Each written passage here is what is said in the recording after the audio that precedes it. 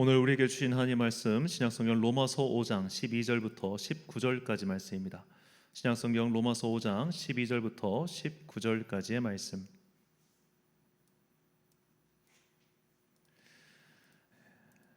저와 함께 한 절씩 교독하시겠습니다. 그러므로 한 사람으로 말미암아 죄가 세상에 들어오고 죄로 말미암아 사망이 들어왔나니 이와 같이 모든 사람이 죄를 지었으므로 사망이 모든 사람에게 이르렀느니라. 죄가 율법이 있기 전에도 세상에 있었으나 율법이 없었을 때에는 죄를 죄로 여기지 아니하였느니라. 그러나 아담으로부터 모세까지 아담의 범죄와 같은 죄를 짓지 아니한 자들까지도 사망이 왕노릇하였나니 아담은 오실 자의 모형이라. 그러나 이 은사는 그 범죄와 같지 아니하니 곧 한 사람의 범죄를 인하여 많은 사람이 죽었은즉 더욱 하나님의 은혜와 또한 한 사람 예수 그리스도의 은혜로 말미암은 선물은 많은 사람에게 넘쳤느니라. 또 이 선물은 범죄한 한 사람으로 말미암은 것과 같지 아니하니 심판은 한 사람으로 말미암아 정죄에 이르렀으나 은사는 많은 범죄로 말미암아 의롭다 하심에 이름이니라. 한 사람의 범죄로 말미암아 사망이 그 한 사람을 통하여 왕노릇하였은즉 더욱 은혜와 의의 선물을 넘치게 받은 자들은 한 번 예수 그리스도를 통하여 생명 안에서 왕노릇하리로다. 그런즉 한 범죄로 많은 사람이 정죄에 이른 것 같이 한 의로운 행위로 말미암아 많은 사람이 의롭다 하심을 받아 생명에 이르렀느니라. 한 사람이 순종하지 아니함으로 많은 사람이 죄인 된 것 같이 한 사람이 순종하심으로 많은 사람이 의인이 되리라. 아멘. 한 사람으로 말미암아라는 제목으로 하나님의 말씀 선포하겠습니다. 지구는 지금도 굉장히 빠른 속도로 돌고 있습니다. 먼저 태양을 중심으로 지구가 휙휙휙 돌고 있고 또 지구가 자전 스스로 뱅글뱅글 돌고 있죠. 지구가 엄청난 속도로 이렇게 움직이고 있음에도 불구하고 우리가 훅 날아가지 않는 이유는 지구가 우리를 당기는 인력이 있기 때문입니다. 이 인력이 없으면 우리는 관성에 의해서 훅 날아가 버릴 수밖에 없겠죠. 자, 당기는 힘과 나가는 힘, 이것이 당기는 힘이 더 나갈 때 우리는 바깥으로 튀어나오지 않게 되죠. 바로 우리가 드리는 예배가 우리를 하나님께로 당기는 힘입니다. 왜 그렇게 우리가 기독교에서 예배를 드리는 것이 중요하다 거듭해서 말하는 이유는 우리가 예배를 통해서 날마다 막 뜨거운 은혜를 받고 성령을 체험하고 방언을 말하게 되고 이런 일이 일어나기 때문이 아니에요. 우리 영혼은 가만히 있으면 고스란히 세상 사람들과 똑같은 길을 가게 되어 있습니다. 근묵자흑이라고 하죠. 검은 것 옆에 있다 보면 나도 모르게 때가 묻어 있는 거예요. 하다못해 집에서 걸레질을 해도 내 손에 때가 묻지 않습니까? 그렇기 때문에 이 세상을 살아간다고 하는 것은 기본적으로 내가 죄악 세상에서 죄의 때를 묻히는 상태에 머물러 있다는 것을 뜻합니다. 우리는 이 상태를 가리켜 죄인 되었다라고 이야기를 하는 거죠. 내가 형사상의 어떤 죄를 짓고 나쁜 짓을 해서 죄인이 아니라 그냥 이 세상에서 살고 있다는 것 자체가 내가 죄인이라는 증거라는 거예요. 그래서 옛날 한자어에 보면은 이 죄라는 한자어가 스스로 자 밑에 매울 신자를 씁니다. 매울 신자는 고통스럽다 신이라고도 읽어요. 사실 그러니까 우리의 혀는 매운맛을 못 느껴요. 매운맛은 통각입니다. 그걸 뭐 그렇게 좋다고 이렇게 먹어 싸는지 모르겠는데 그 통각이란 말이에요. 스스로를 고통스럽게 하는 게 죄예요. 이 세상을 살아가는 건 즐거운 일보다 괴로운 일이 더 많다는 걸 다 알아요. 매일매일 살면서 나 즐거워, 나 행복해 이런 사람은 조증이에요. 정신병자예요. 우리는 사실 살면서 하루하루가 버겁고 힘든 순간이 더 많아요. 내가 내 영혼의 상태가 이렇게 버겁고 힘든 것을 하루하루 버텨가는 그 상황을 가리켜 죄라고 이야기하는 거예요. 그래서 우리 모두는 다 죄인이라는 겁니다. 성경은 이 죄의 시작이 바로 한 사람으로부터 말미암았다고 이야기를 해요. 오늘 본문 12절 말씀입니다. 그러므로 한 사람으로 말미암아 죄가 세상에 들어오고 죄로 말미암아 사망이 들어왔나니 이와 같이 모든 사람이 죄를 지었으므로 사망이 모든 사람에게 이르렀느니라. 아멘. 자, 우리는 이 한 사람이 누군지 알고 있습니다. 바로 최초의 인류인 아담이죠. 자, 아담이 하나님께 받은 자유의지를 가지고 나쁜 짓을 했어요. 하나님께서 왜 인간에게 자유의지를 주셨냐면 하나님께서는 인간과 진실한 사랑을 나누고 싶어 하셨기 때문입니다. 우리가 누군가를 조종하고 억압해서 그로부터 사랑을 얻어내려고 하는 것은 사실 폭력이고 그 자체가 죄악이죠. 그리고 무엇보다 그것은 진실한 사랑이 될 수도 없습니다. 예를 들어 한 연인이 데이트를 하다가 상대방의 목을 졸라가면서 나를 사랑하지 않으면 널 죽여버릴 거야 라고 이야기한다면 거기서 공포심에 찔려가지고 내가 널 사랑할게 그런다고 그걸 누가 사랑의 고백으로 받아들이겠습니까? 아무도 그렇게 생각하지 않겠죠. 그러니까 하나님께서는 우리를 억압하고 강압적으로 너 나 사랑 안 하면 벌 내려버릴 거야 이런 하나님이 아니라 내가 너에게 나를 사랑할 자유와 나를 사랑하지 않을 자유까지 줄게라고 해서 자유의지를 주신 거예요. 자, 그랬는데 이 아담이 하나님을 사랑하지 않을 자유를 가지고 진짜 사랑하지 않아 버린 거예요. 자신을 더 사랑해서 그 하나님께서 먹지 말라고 하는 과실을 따먹었고 그로 인해 인류의 운명이 크게 틀어지고 말았습니다. 이렇게 아담이 첫 발을 잘못 디뎌서 우리는 지금까지 왜곡되고 결핍되고 부족한 세상 속에서 살고 있죠. 우리는 이것을 죄악 세상이라고 부르고 있습니다. 이렇게 첫 번째 걸음, 남들이 하지 않는 첫 번째를 내디딘 사람을 우리는 보통 선구자라고 부르죠. 선구자란 앞서 달리는 사람이란 뜻으로 행렬에서 맨 앞에 선 사람이나 또는 어떤 다른 사람보다 앞선 사람을 뜻합니다. 보통 선구자는 이렇게 좋은 의미로 쓰이지만 이 성경에 보면 좋은 선구자가 있고 나쁜 일의 선구자가 있어요. 오늘 본문에 나오는 아담처럼 이렇게 첫 번째로 죄를 갖고 들어온 나쁜 선구자가 있고 또 아담의 후손들 가운데는 그런 나쁜 선구자가 거듭해서 등장합니다. 가장 유명한 나쁜 선구자가 바로 최초의 살인자라고 하는 그 오명이 붙은 아담의 아들 가인이죠. 가인이 질투심에 동생 아벨을 살해했고 그리고 나서 이 가인의 후손은 그런 가인의 폭력성으로부터 벗어나지 못하고 삽니다. 우리가 이 창세기를 보면 굉장히 재밌는 게 가인부터 뭘 짓냐면 성을 짓기 시작해요. 성. 자, 성이라고 하는 것은 뭘 가정하는 겁니까? 성을 짓는다는 건 외적이 있다는 뜻이죠. 이미 적을 만들고 살기 시작한 게 바로 가인 때부터예요. 그렇게 가인의 후손 중 하나인 라멕은 이렇게 노래합니다. 내가 나를 때린 자를 7대를 때렸어. 내가 나에게 상처 입힌 자를 죽여버렸어. 나를 요만큼 때리면 난 7배로 갚아줄 거고 나에게 피를 흘리면 난 널 없애버릴 거야. 나는 폭력의 왕이야. 이거를 자랑스럽게 두 부인 앞에서 이야기를 합니다. 그러니까 가인의 후손, 그러니까 아담이 죄를 지었고 가인도 죄를 지었어요. 이후에 인류는 이만큼 엇나가기 시작하는 거예요.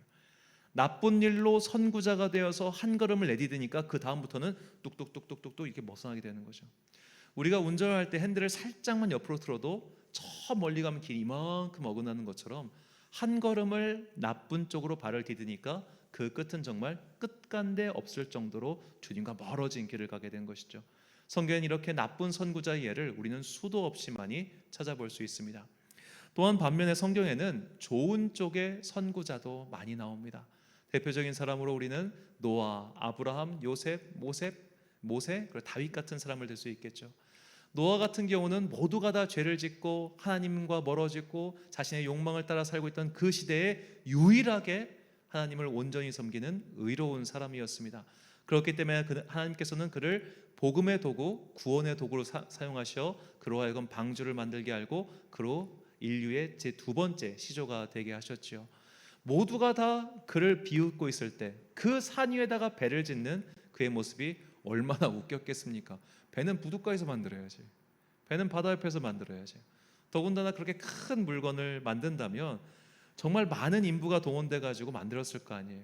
그 많은 인부가 그 짐을 지고 산으로 올라가는 거예요. 얼마나 우스운 장면입니까?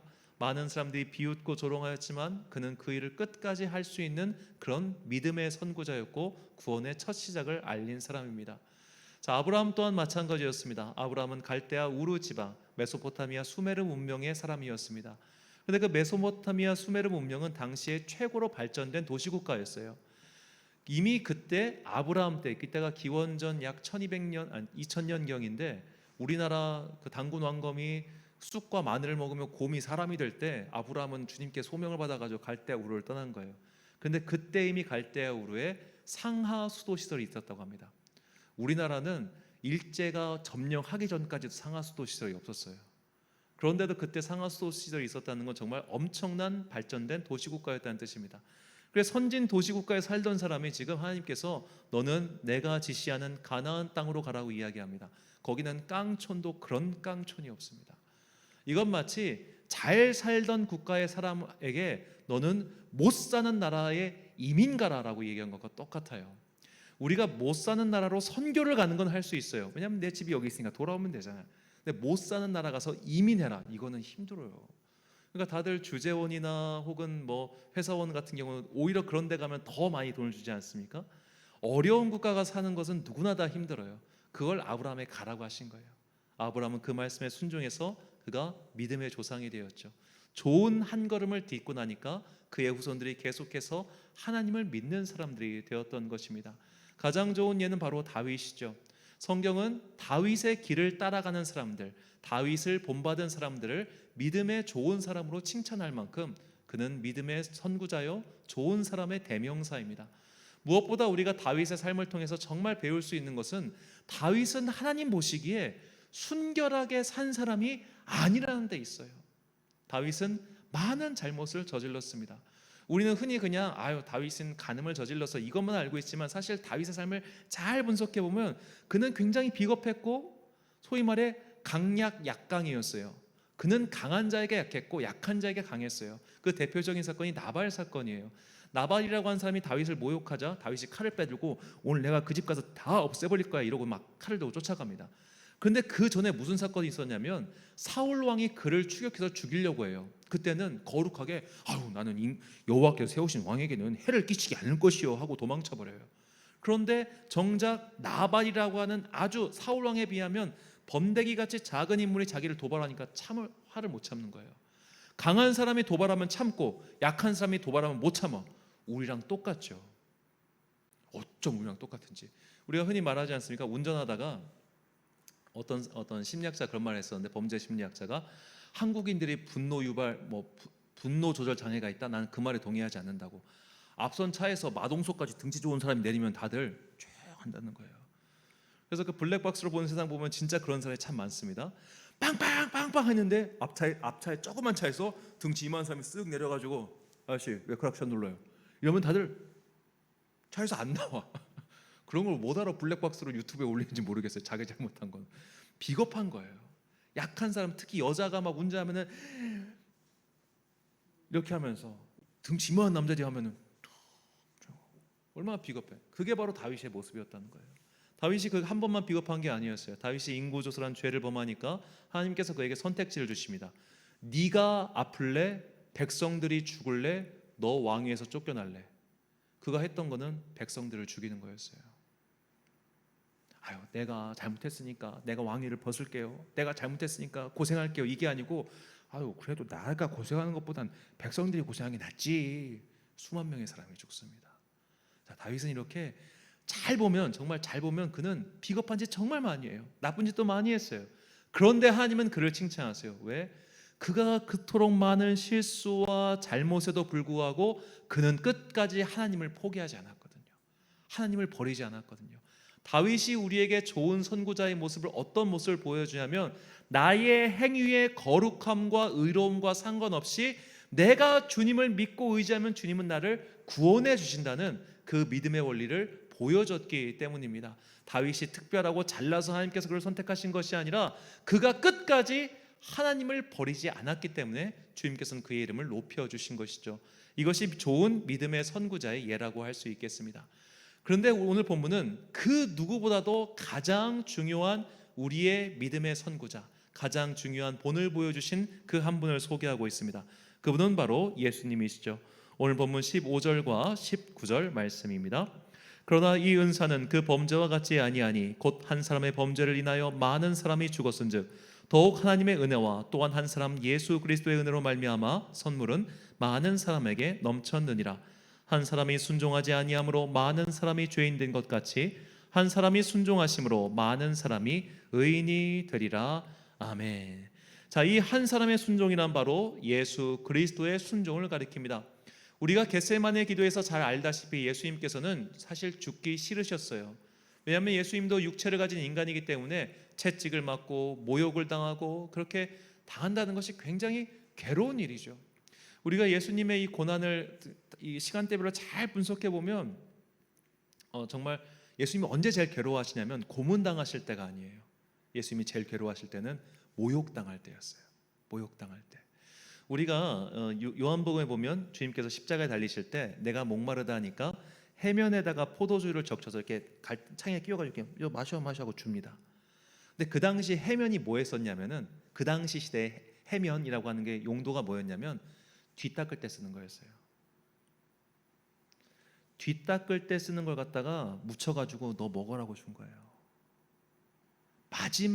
마지막까지 모욕당하다 죽은 33살 청년이 예수님이에요.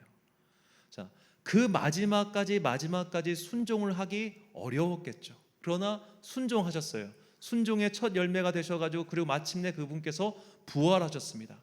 우리에게 너희 또한 하나님께 순종하고 나의 길을 포기하지 않으면 부활이라고 하는 열매로 나아가게 될 거야. 이것을 보여주시기 위해서 주님께서 부활의 첫 열매, 믿음의 선구자가 되신 것이죠. 우리는 이렇게 주님을 따라가는 사람들이며, 우리가 이렇게 주님을 따라서 나 또한 내 삶에서 용기를 내어 순종하고 용기를 내어 한 걸음 내디딜 때 주님의 놀라운 일들이 일어나기 시작하는 겁니다. 우리가 선교의 역사에서 이런 사례를 너무나 많이 찾아볼 수 있습니다. 그들의 한 걸음, 그들의 한 순종을 통해서 엄청나게 많은 변화가 일어나잖아요. 우리나라 선교 역사에서 가장 유명한 선교사 중 한 명인 토마스 선교사라는 분이 있습니다. 이 토마스 선교사가 왜 유명하냐면 도착하자마자 죽어서 그래요. 도착하자마자 대동강변에서 목이 잘려 죽었습니다. 그는 사실 사역으로 치면 한 일이 아무것도 없어요. 정말 한 일이 아무것도 없어요. 그가 영국 웨일즈 사람인데, 웨일즈에서 배를 타고 상하이에 도착하고 나서 그의 부인이 죽습니다. 굉장히 시리에 빠져가지고 나 중국 선교 못하겠어요, 나 딴 데 보내줘 해가지고 간 게 조선이에요. 그리고 죽었어요. 그의 나이 29대. 얼마나 허망하고 쓸데없는 죽음입니까? 그런데 그 한 걸음을 그가 내딛었을 때, 그가 죽는 모습을 보고 그가 가져왔던 성경으로 집을 도배했던 게 평양의 장대현 교회가 되었잖아요. 굉장히 무의미해 보이는 죽음이었고 굉장히 쓸데없어 보이는 한 걸음이었지만, 그 걸음을 디뎠을 때 하나님의 놀라운 선교의 역사가 일어났다는 겁니다. 이것이 오늘 우리에게 주시는 하나님의 메시지죠. 너희도 그 한 사람이 되라 말입니다. 너희도 믿음의 용기를 내어 한 번 순종하고 한 번 헌신하고 한 번 한 걸음 내디딜 때 내가 너를 통하여 너희가 상상하지도 못한 놀라운 일들을 만들어 갈 거야. 그러니 너는 말씀에 순종하고 기도하고 나를 따라오라고 주님은 그렇게 우리를 초청하고 계십니다. 이 주님의 초청에 응답해서 놀라운 일들을 일으킨 많은 사례가 있지만 오늘은 그 한 가지 사례를 소개하고자 합니다.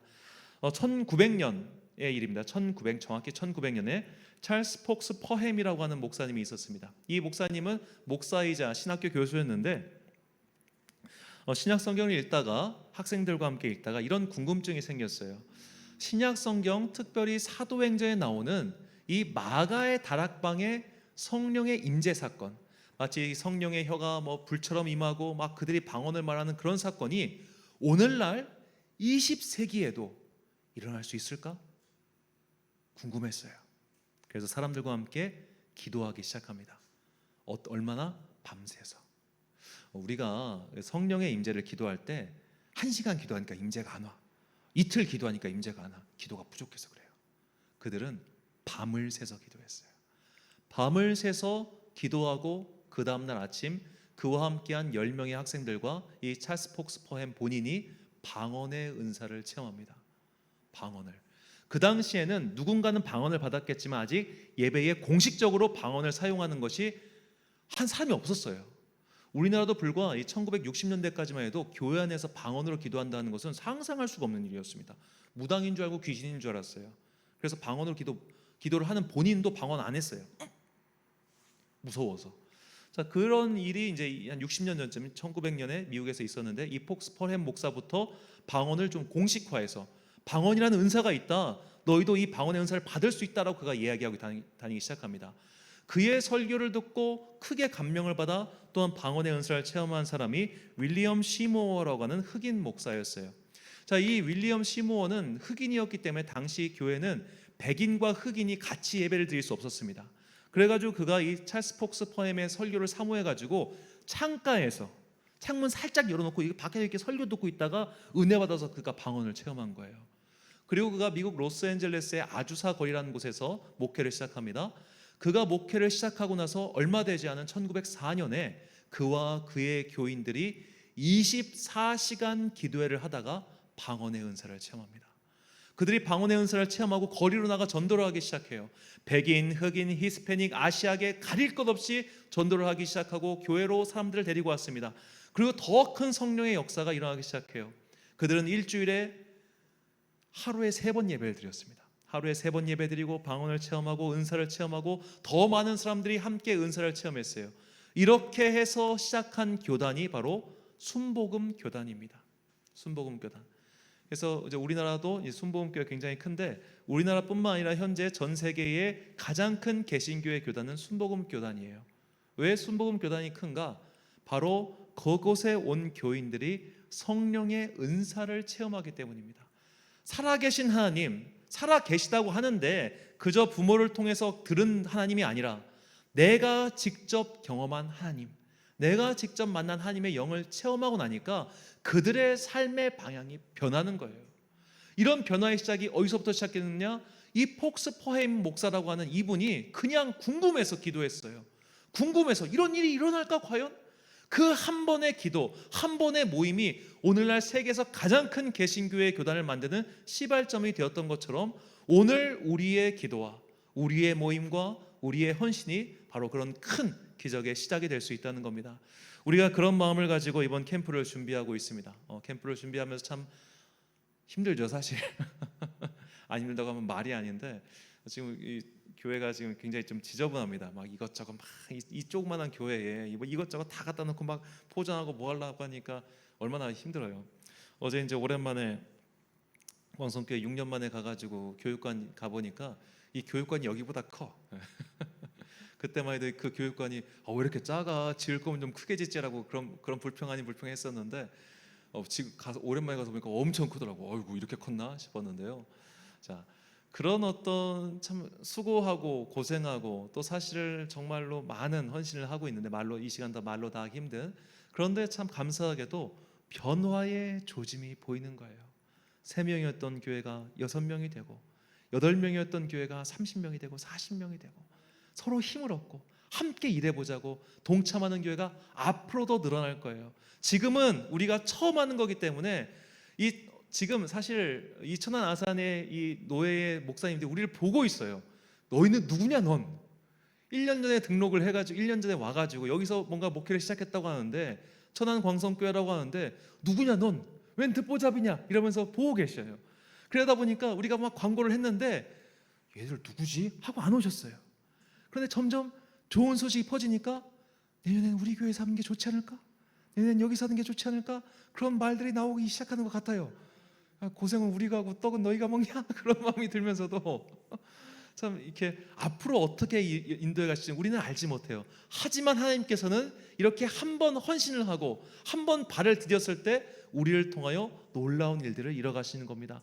왜 그러실까요? 주님은 그 한 사람을 천하보다 귀하게 여기고 사랑하시기 때문입니다.